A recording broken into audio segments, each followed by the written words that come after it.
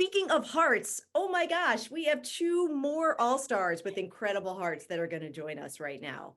We have the incredible Cameron Brink from the Stanford women's basketball team, who's not only part of the 2021 NCAA winning team, but she last year was named Pac-12 Media Athlete of the Year, Pac-12 Defensive Athlete of the Year, in part because if you know anything about watching Cameron Brink on the basketball court, you know that her 6'4" frame is basically a block machine. So it is so fun to watch Cameron Brink in action.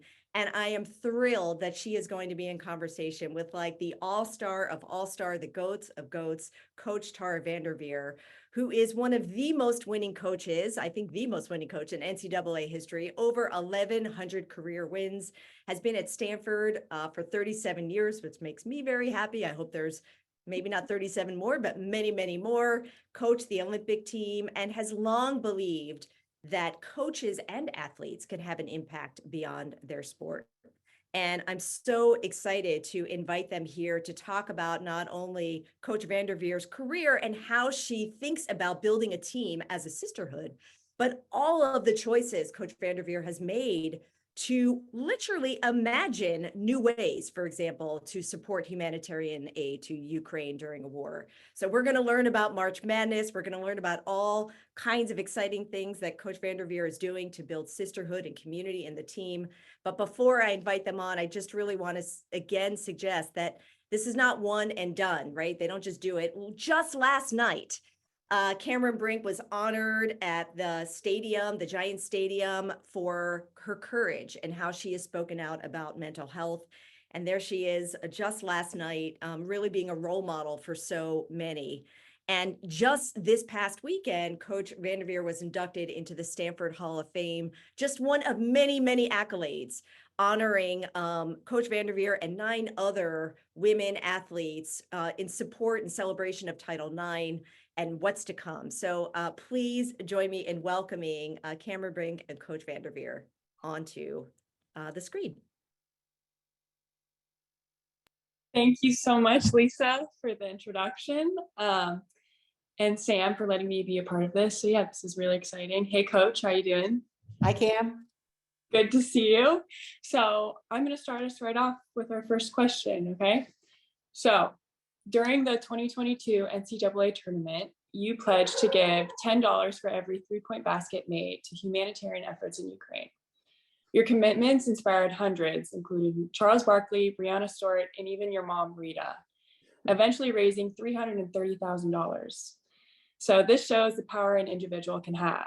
Prior to this, did you believe that the chain of events would occur, and what were your takeaways? Well, Cam, first of all, it's a pleasure to be here, and thank you, Sam, for inviting me. And it's great to be on a panel with Dr. Condoleezza Rice and Dr. Stephen Curry, the shot doctor.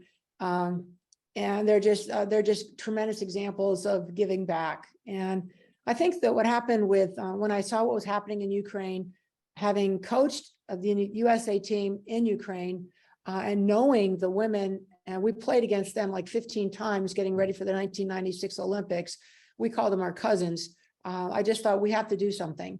And so I did pledge $10. I ended up actually donating $20 per 3-point shot because we didn't make as many threes as I thought we should. But it was, I think it was, you know, as one person can make a difference, and so many people contributed. I got help from so many people to make it work. And I think as student athletes on this call, you know, you can make a difference. There are things that you can do that can make a difference, and to challenge yourself to do those things. Yeah, I remember being interviewed in a post-game, like after a game, and the reporters asked, I think, me and Lexi if we were more motivated to make 3-pointers. And we were like, yeah, we definitely want to make Tara pay as much money as she can. So, Thanks, but yeah, we were really proud of what you did, and thought it was just a really, you know, shows your true character. So yeah. Thank you, Cam. Yeah.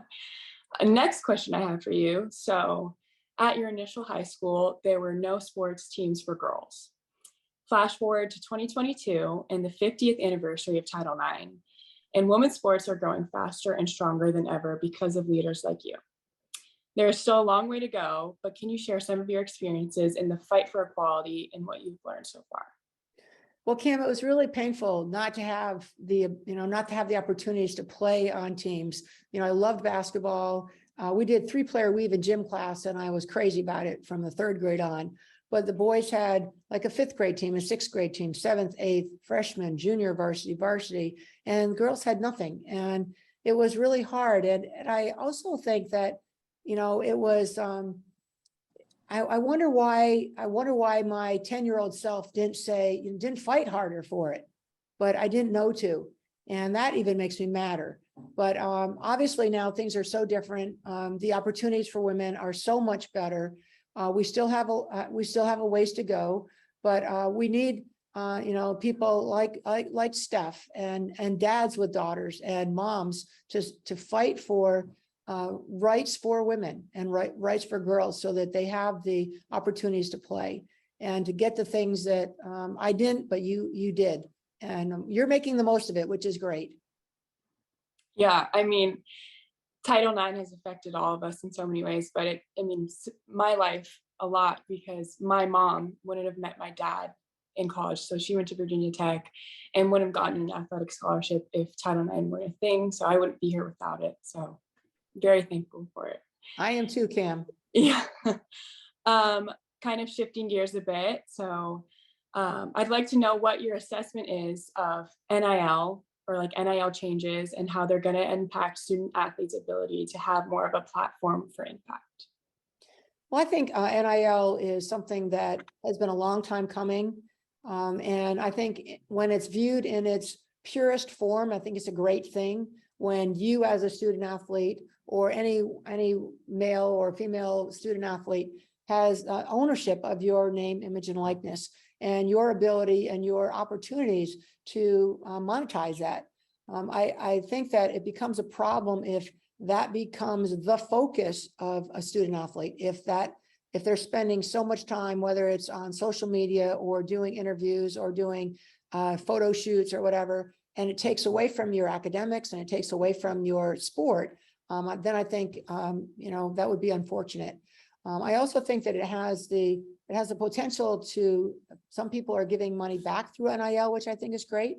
But I also think it has the potential to divide teams. If you and I are on the same team, and you are maybe being very successful in NIL and I'm not, maybe that has the potential to divide. So hopefully we can grow and learn and have people benefit in a good way from NIL, which I think was the reason that it initially was passed. Yeah, 100%. I think what makes me laugh is when it first started to become a thing. I remember talking to you about it, and you were super adamant about telling me to not be on TikTok too much. You were like, getting them TikTokers and everything. So you would definitely really guided me in the right direction, because it's a really, new experience for a lot of student athletes. But ultimately, I'm really thankful for it, because I think it's, especially given women's basketball players, a lot of, more influence and everything like that. But definitely thankful for your guidance surrounding it. Great, and you did very well with it too. Thanks. Shifting gears again. So not only have you led Stanford to 3 NCAA championships, which I was lucky enough to be part of one of them, but you've also led the U.S. national team and Olympic team to multiple gold medals. So can you describe what it felt like to represent your country on the international stage? Cam, I know you've played internationally, and maybe a lot of the student athletes on this call have also, but it's something really special when you hear your anthem, when you come out and you're, when you're sometimes in a foreign country, you just really appreciate the wonderful country we are from. When that plane lands, and maybe I've been in Russia or China for 2 weeks, everyone on the plane is cheering. We have such a wonderful country. Now, is it perfect? No, but that's kind of what the point of this call is to be more active, to to be more engaged socially and community wise. But more than anything, I experienced a tremendous amount of pride being an American. I definitely, like you said, I was on a junior national team, and I was lucky enough to go to places like Thailand, Japan, even Belarus. And I definitely felt like the honor that came with it, but also wanting to represent our country in a good light. So yeah, Well, you've done some really amazing things. You'll be on more teams. I hope so. Okay, I have a couple of fun questions for you. Great. The first one being, I want you to talk more about like your favorite hobbies, and definitely want you to talk about water skiing because you're really good at it. And I think people would be interested in hearing about it. Well, I think one of the things, as a coach, I need to get away just like our players need to get away. And one of the things I do in the summer is water ski. And during the pandemic, obviously we didn't have any basketball camps. We didn't have any recruiting. I water skied 90 days. So I love it. There's a freeness being out on the water, and sometimes you just have to get away, and that's my getaway and my go-to, my happy place. You're really good. I remember I was tubing the other day. I was on a friend's boat and I was tubing, and I sent Tara a video of me on the tube, and she was like, "Hold on, don't fall off." And I was like, "Okay, Tara, I'm not as good as you on, with water sports." So yeah, you're really good at it, and it's really fun. Thanks, Cam. I love it. Yeah, you're really good. Last question. I just want to know what you're most excited for this upcoming season, because it's right around the corner. Well, we do start in 2 days. What brings me, I think, the most pleasure and the most joy, it happened actually during last year's season, is just when you can just feel this great camaraderie with your team. You have a great game, you have a great practice. I through several situations have learned to enjoy the day. Like today is a great day. I have an opportunity to meet so many people on Zoom. Obviously, my friends, Steph Curry and Dr. Condoleezza Rice being on here, they've both been in our locker room, and just be inspired by the people that I meet. So this year for me, I just want to take it one day at a time.